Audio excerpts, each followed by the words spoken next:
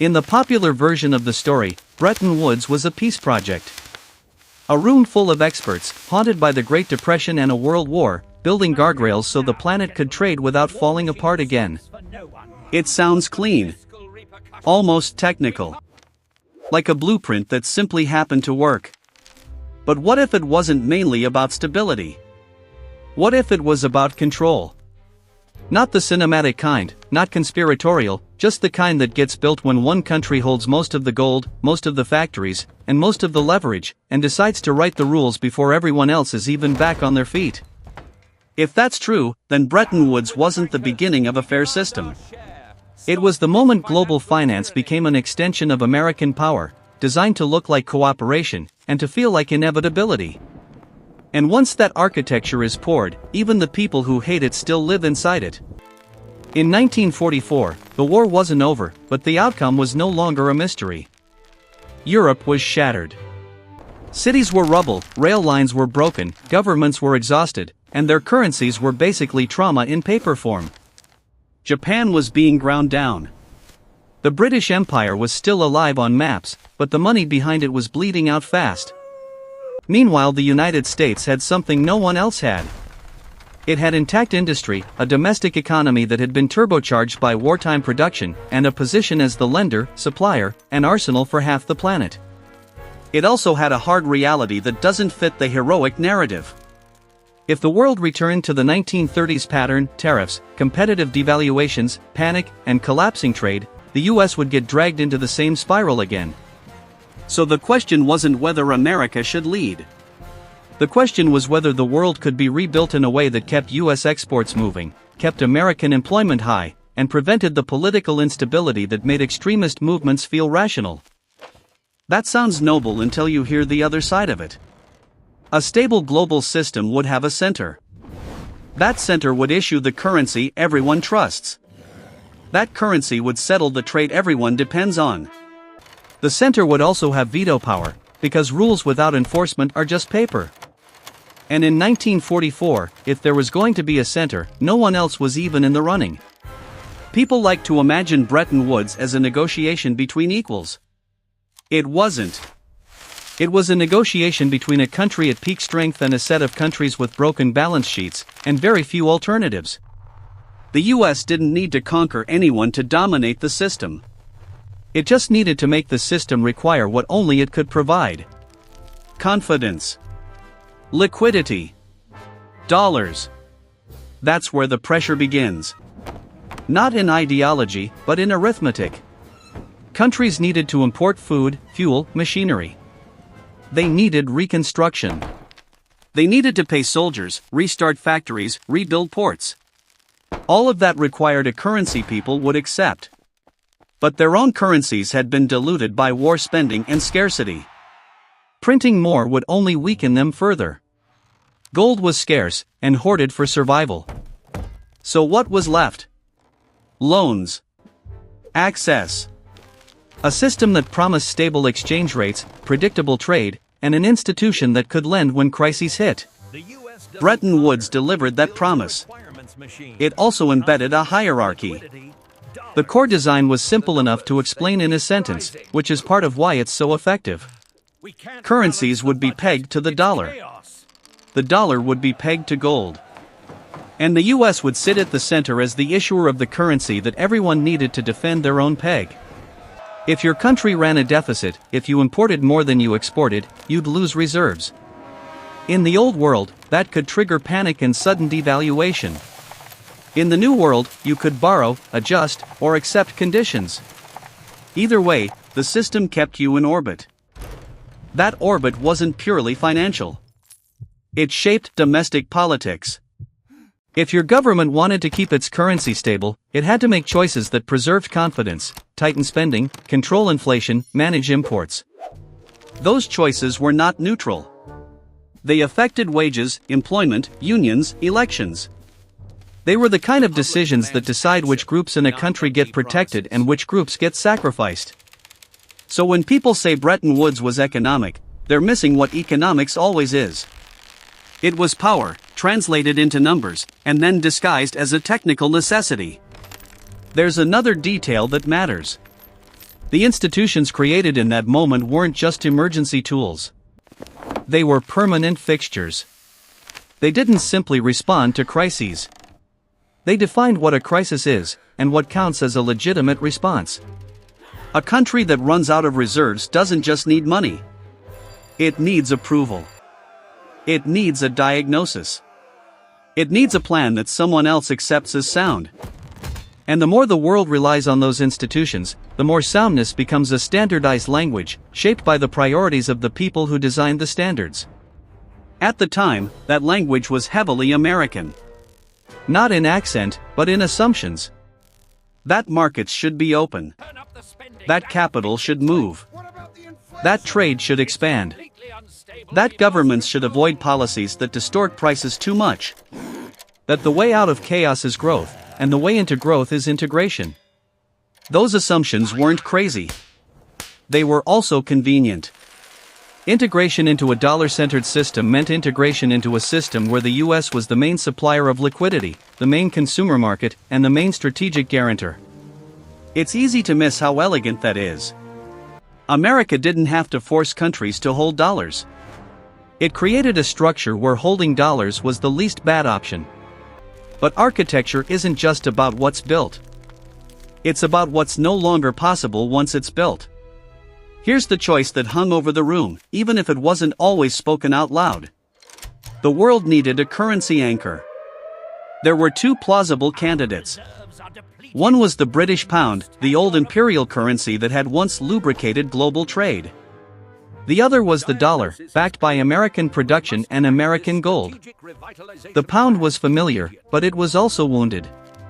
Britain had been paying for war by selling assets, borrowing, and stretching its empire like a credit card that was about to be declined. If the pound remained the anchor, the system would be anchored to a country that was already sliding into austerity and dependence. The dollar was rising. It was also backed by an uncomfortable reality. The US held an enormous share of the world's monetary gold at the end of the war. That wasn't a moral claim. It was a fact of wartime flows and safety. Gold had moved toward the safest industrial base. And the safest industrial base was across the Atlantic. So the pivot wasn't merely a clever proposal. It was a recognition. The old center couldn't pay for the new world. The new center could. And it wanted to make sure it stayed that way. This is where the story gets interesting, because it wasn't inevitable that the system would look exactly as it did.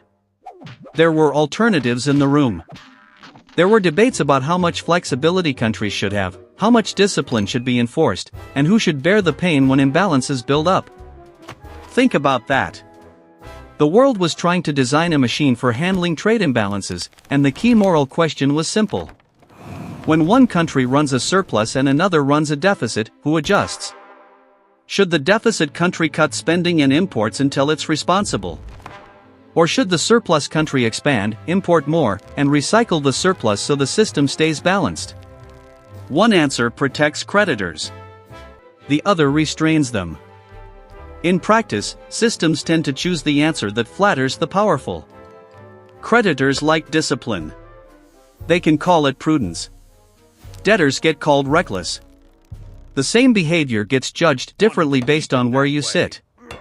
So the architecture that emerged didn't just stabilize currencies. It stabilized a particular kind of relationship between creditors and debtors. It made adjustment pressures hit deficit countries first. It made crisis management depend on access to institutions where voting power, formal or informal, flowed toward the center.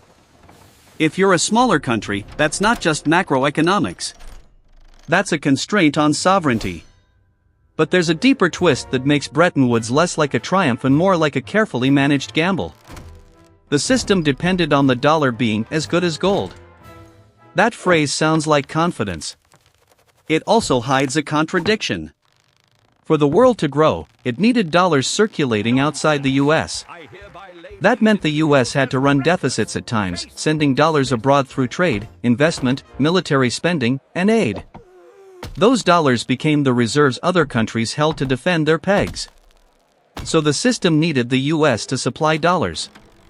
But the more dollars the US supplied, the more claims existed against US gold.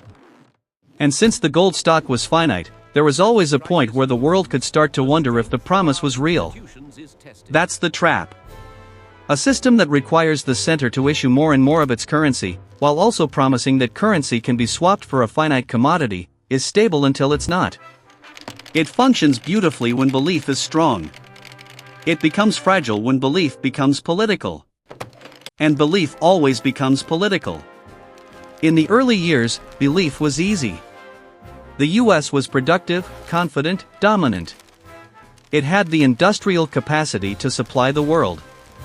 It had the military to guarantee shipping lanes. It had the market everyone wanted access to. Holding dollars wasn't just prudent. It was practical. And the US used that position to do more than stabilize exchange rates. It used it to shape reconstruction, alliances, and the boundaries of acceptable policy. Aid programs weren't just generosity. They were also methods of wiring countries into a system, setting standards, and creating dependencies that looked like partnership. When a country's recovery plan requires dollars, and the dollars come with expectations about trade and alignment, that is not a neutral transaction. It is a strategy. It's tempting to treat this as cynical, but it's more precise to treat it as realistic. American leaders had watched the interwar period produce depression and war. They had watched European powers fail to stabilize their economies. They saw that economic breakdown breeds political extremism. They also saw a rival system expanding in the East. A dollar-centered order wasn't just a financial plan. It was a geopolitical firewall. Now we reach the moment that changes how the whole story feels. If Bretton Woods was purely a system of rules, then everyone should have been constrained equally. But the center was never constrained the way everyone else was. Other countries had to defend their pegs by adjusting policy, raising interest rates, restricting imports, or borrowing under scrutiny. The US defended its peg through credibility. And credibility wasn't measured only in gold. It was measured in power. That's the real pivot. Bretton Woods turned the dollar into more than money. It turned the dollar into a claim on the world's labor and goods, because the world needed dollars to keep its own systems stable. If you needed dollars, you needed access to the American market, American banks, American institutions, and often American security commitments. That means the US could do something that sounds like magic until you say it plainly. It could pay for things abroad in its own currency, while others had to earn or borrow theirs. It could run external deficits longer than other countries without immediate collapse, because its currency was the reserve others depended on. That doesn't mean consequences disappeared. It means consequences were delayed, exported, or transformed into political bargaining. Once you see that, the phrase global financial power stops sounding abstract. It becomes a daily advantage, the kind that shapes corporate expansion, military basing, and diplomatic pressure without firing a shot. And it's not just about the government. When the world's reserves and trade are dollarized, American private finance becomes a global infrastructure. Banks, payment systems, credit markets, debt issuance. A lot of globalization becomes, quietly, Americanization of financial plumbing. Not because anyone voted for it. Because the architecture made it efficient. So where's the turning point? It's not the signing of an agreement. It's the realization that the agreement didn't just create stability. It created a system in which stability depended on one country's choices, and one country's currency. That is a different kind of power than empire. Empires occupy. This system incentivizes. It pulls. It conditions. It makes compliance feel like economic common sense. And then, decades later, it tests the limits of that design. Because the contradiction doesn't go away. As global trade grows, global demand for dollars grows. As American commitments expand, dollars flow out. As dollars flow out, the world accumulates claims. And sooner or later, someone asks the obvious question. Can the center really honor the promise forever? When that question gains traction, the system becomes unstable, not because the math changed, but because trust did. And trust is not a number. Trust is a political relationship between states, built on expectations, grudges, and fear. Even in 1944, you can see hints of it. Everyone in that room was trying to prevent the past from repeating. But they were also building a future where the US would be the unavoidable middleman, the validator, the supplier of last resort. Some participants probably saw it as a fair trade. Better an American-centered order than chaos. Better a predictable hierarchy than a scramble of desperate national policies. Others likely saw it as a loss, but a loss they couldn't refuse, because refusing meant isolation at the exact moment they needed reconstruction. That's what makes Bretton Woods a story about power. Not because anyone was evil. Because the choices were constrained, and the constraints favored the country that was already ahead. And the consequences were long-term. Once the world organizes itself around your currency, your interest rates become global weather. Your domestic politics leak outward. A policy debate in Washington becomes a credit shock in another country. A banking crisis at home becomes a liquidity drought abroad. The center's problems become everyone's problems, but the center still holds the steering wheel. That's the deal. Influence in exchange for dependence. Now zoom back to the phrase in your title, How America Became the Boss of the World After 1944. It's catchy, but it also risks making the story sound like a sudden takeover. It wasn't sudden. It wasn't even fully planned. It was structural. The US didn't need to announce dominance. It institutionalized a world where the most valuable thing, the thing everyone needed to keep their own economy stable, was issued by the United States. That alone shifts negotiations. It shifts crises. It shifts alliances. It shifts what kinds of policies seem responsible. And once that becomes normal, you stop seeing it. Like living in a city where the roads all point one direction. People blame traffic, not design. So here's the uncomfortable present-day echo, without turning it into a lecture. Even after the Bretton Woods gold link breaks, the core logic survives. The system remains dollar-heavy. Trade, debt, commodities, banking, reserves. The specifics evolve, but the habit remains. And habits in global finance are almost impossible to change quickly, because changing them requires coordination, and coordination requires trust, and trust is exactly what great powers compete over.